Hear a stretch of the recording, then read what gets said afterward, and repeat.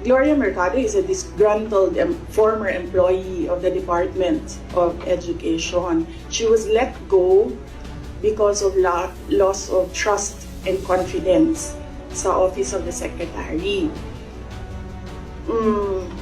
Una niyang ginawa, well, hindi ko alam kung anong nauna, pero naka-strike 2 siya sa akin.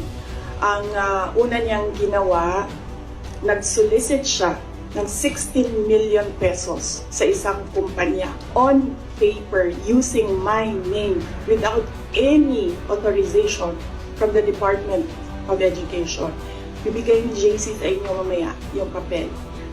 Kalagay doon. Pangalawa, noong nag-school visit ako sa Cebu, merong lumapit sa akin na teacher. Sabi niya sa akin, Inday Sara, masakit sa loob namin na mga teachers kami na nasa field. Tapos merong humahawak ng teacher items na wala dito sa aming probinsya o wala dito sa aming region. So, pinakwento ko siya. Iyon naman yung purpose ng aking mga school visits, di ba, sa iba't ibang lugar naman sa. Sabi ko, one-on-one tayo, kwento mo lahat sa akin.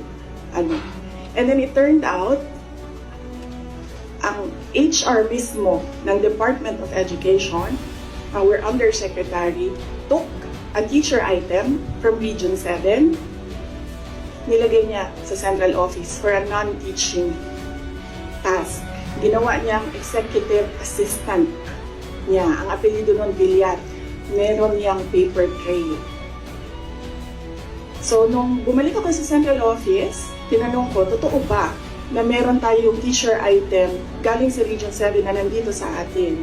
Totoo daw, nasa HR. HR pa mismo ang gumawa ng parang injustice sa teachers namin sa field. So, on that second point, hindi ko na pinalampas. Sinabihan na siya na there is loss of trust and confidence. And you should go. And then she said na, pwede bang mag-retirement na lang ako instead na paalisin ninyo ako. Kasi ang tagal ko na, matanda na ako. And then sinabihan siya, okay, sige. You go. So she's a disgruntled former DepEd employee. At yan yung dalawa na rason kung bakit siya pinaalis.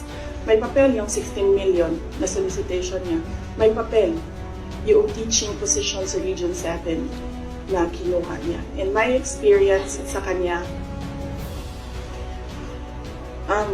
ayaw ko, factual lang ako ayaw ko atakihin yung pagkatao niya. I think, hindi lang siguro niya matanggap na kasalanan niya kung bakit siya pinalayas sa Department of Education. Pero hindi din talaga namin matanggap na magsusulisit ka sa isang private company on paper 16 million. And then, kukuha ka ng teacher item sa field, gagawin mong EA sa central office.